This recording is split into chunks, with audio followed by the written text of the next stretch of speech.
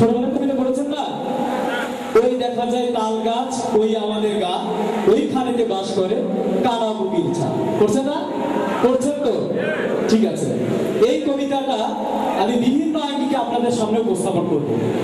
আপনারাই ঠিক করবেন কোন মডেলটি সবচেয়ে ভালো, এবং যদি ভালো লেগে থাকে অবশ্যই একটি জোরে সোরে করতালি দিবেন। ঠিক আছে? এখন আমি এই কবিতাটা আবৃত্তি করছি।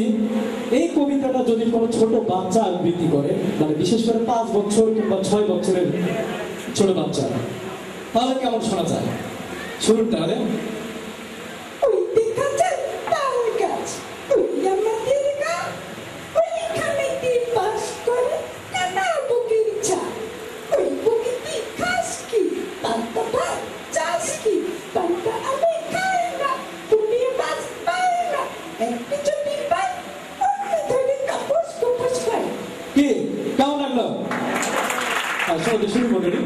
এই কবিতাটা যদি আমি কোন কারি সাহেবকে দিয়ে আবৃত্তি করাই, বা কারি সাহেব যদি কবিতাটা আবৃত্তি করে, তাহলে কেমন শোনা যায়?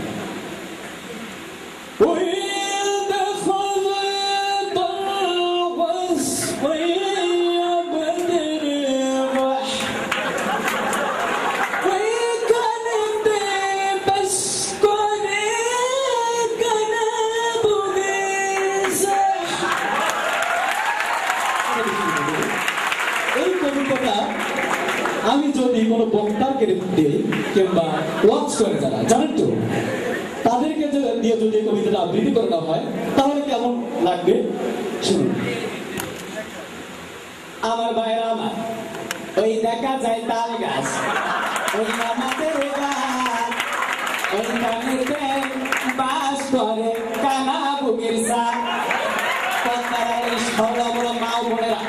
আমি বুকিকে জিগাইলাম, ওই বুকি তুই খাস কি, পান্তা ভাত চাস কি?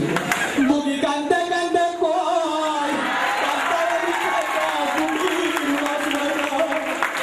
একটা যদি পাই অমনি ধইরা গাবুজ গুবুজ খাই। বলুন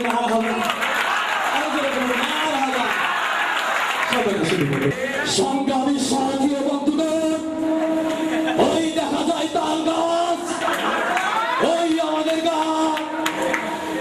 ওইখানেতে বাস করে কানা বুকির ছাপ। ওই বুকি তুই খাস কি, পান্তা ভাত চাস কি? বুকি আমাকে রাগ করে বলল, পান্তা আমি খাই না, খাই না, পুঁটির মাছ খাই না, একটা যদি পাই অমনি ধরে কাপুস কুপুস খাই। ও ঠিক কিনা? আপনারা জানেন আমাদের পীর আউলিয়ার দেশ বাংলাদেশ, এইটার সাথে অনেক কিছু নাম থাকে। খানে খান, জেলানি জেলানি, আত্মা আত্মা, পরানের পর শেষে দেখা যাচ্ছে এতগুলো টাইটেলের উপর একটা ছোট ছোট নাম, তাই না? এসব কিছু ভণ্ড পীর তৈরি হয়েছে বাংলাদেশে।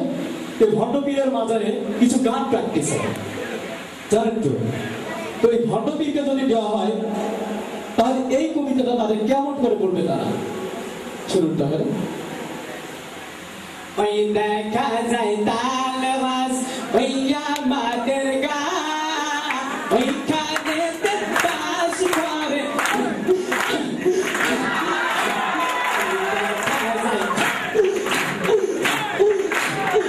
দেখা যায় তাল গাছ, ওই আমাদের গা, ওইখানেতে বাস করে কানা বুকের সাওয়া।